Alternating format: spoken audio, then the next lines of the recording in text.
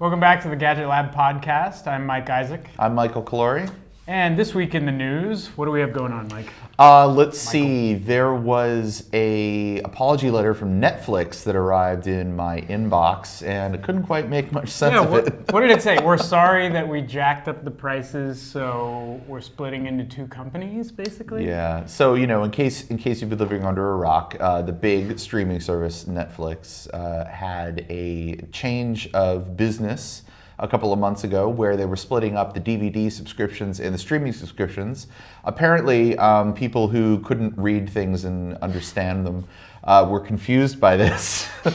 So the company has done an even more drastic business change. Right. They literally spun off their physical DVD mail-away service into an entirely separate company called Quickster, which is harkening back to the days of Napster. And I've seen how many different people making fun of the name? I don't know. The name is neither here or there. But basically, they're going to operate both businesses separately.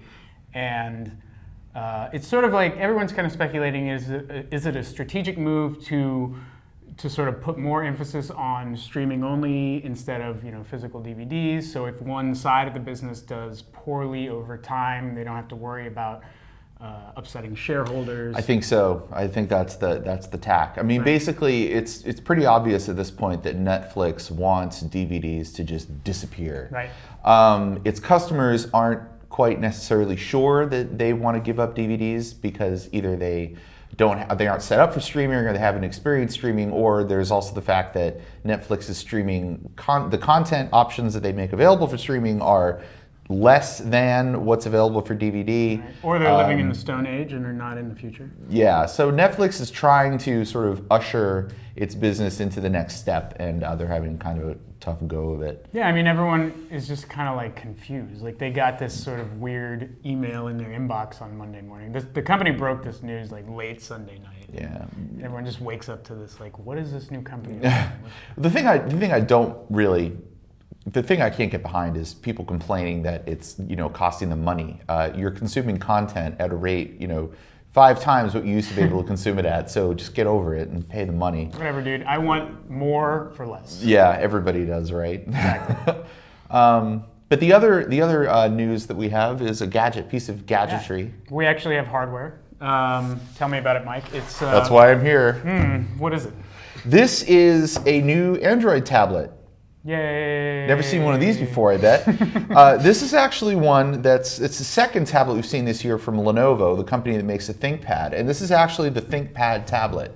So it's branded like all the other ThinkPad laptops that are pretty common in corporate workspaces and favored by business travelers. The ubiquitous red dot. Yes, you're pointing at this, which is also a stylus. Ooh. This is optional.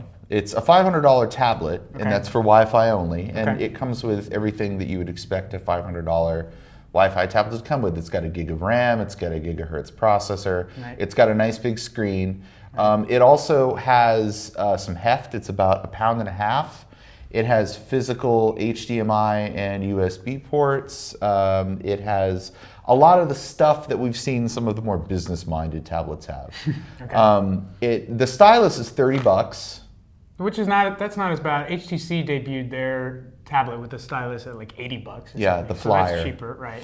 And it actually goes into the tablet itself, right? Yes, and a AAA battery goes inside of the stylus. Don't ask me why. Does it come with batteries, or batteries not included? The battery is included with the stylus. Oh wow! Yes. Big deal. It also has it has the options to set it up for 3G. What's the word I'm looking for? I don't know. Cellular service. Oh, okay. So you can get data when you're off of Wi-Fi, and it also has things like keyboards that you can attach to it, and a stand that props it up while you're typing. So there's other options you can get. Cool. It also, Lenovo, of course, is really good about supporting things like corporate images. So if you have specific software, VPN, security lockdowns, things like that, you can work with the company to configure it for your own needs. So it sounds like they're doing everything that RIM tried to do, but apparently didn't get off the ground, right, with the playbook. Well, I'm not exactly sure about that because we haven't tested it thoroughly yet. Okay, but I right. did spend some time with it last night, and I can tell you the stylus is pretty cool. Nice. It has handwriting recognition, and it's comfortable to take notes while it's sitting on your lap. Okay. And it supports all the shorthand that you would expect a good handwriting recognition app to support. Cool. The battery is also pretty kick-ass Huh. as far as tablets go. We don't hear that much. Yeah. So, Lenovo, this is their business version. There's also the other one, which is the IdeaPad K1, which is also an Android tablet. Okay. It came out a little bit earlier. We reviewed it last month, and we liked it. This one, you can expect a full review on Wired.com coming up next week. Cool. So next up we have Christina Bonington with a cute little robot that looks kind of like a marshmallow. Oh, and iPhone news, right? Of course there's iPhone news. It's another week and another rumor mill going. So.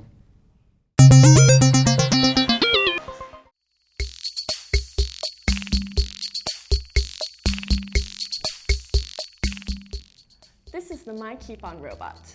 It's based on a research robot that's used for autism therapy. The research robot is made by Beatbots. This guy is made by a company called Wow Stuff. It's got 2 modes, dance and touch, and it's got sensors on its head and all over its body.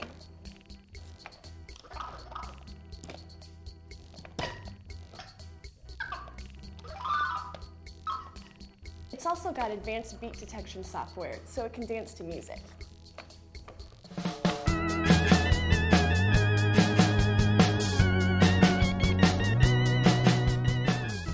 He's super cute, and you can get him for under $50 later this fall.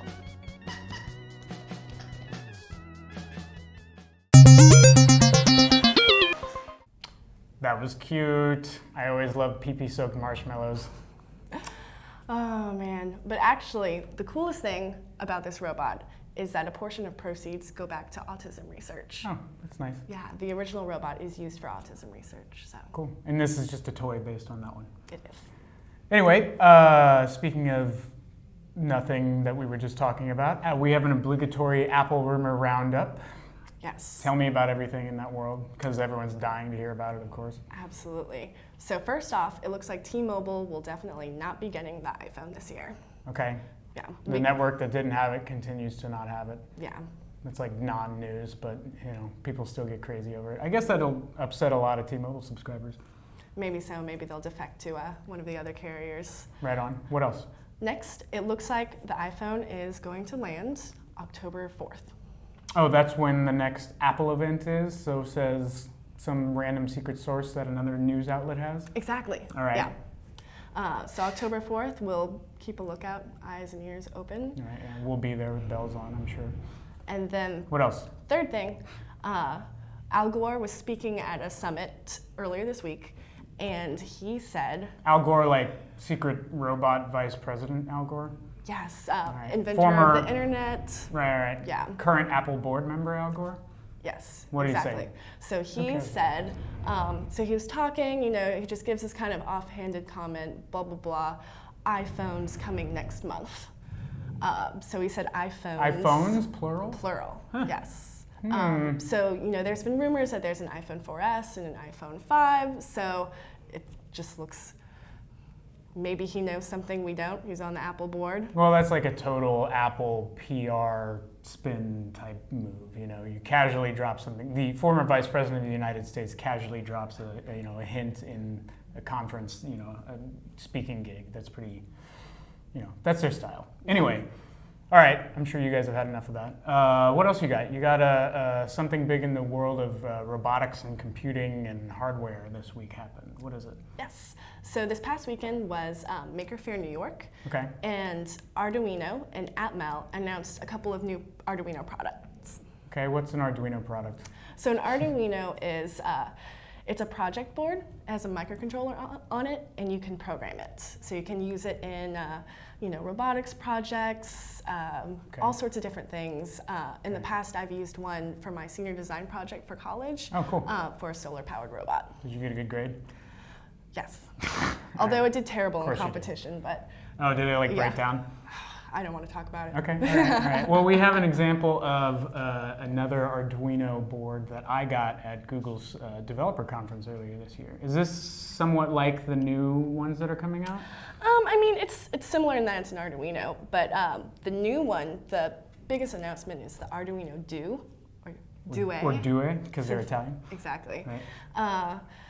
It has an ARM. ARM architectured processor, you It said? does, instead of normal. And it's 32-bit also. And normally Arduinos are 8-bit. Okay. So it's going to be more complicated to program. Arduino's rolling it out to a select set of beta developers first before they let just anyone use this guy. Cool. When can we see a wider release? I believe early next year. Okay, nice. Yeah. And then another cool product that they announced is the More. Arduino Wi-Fi. Okay. So they've had an Arduino Ethernet shield for a while, but now you'll be able to wirelessly do things. Sweet. Yeah. I always like wireless. Okay, thanks for stopping by, and thank you guys for watching again. We'll see you next week.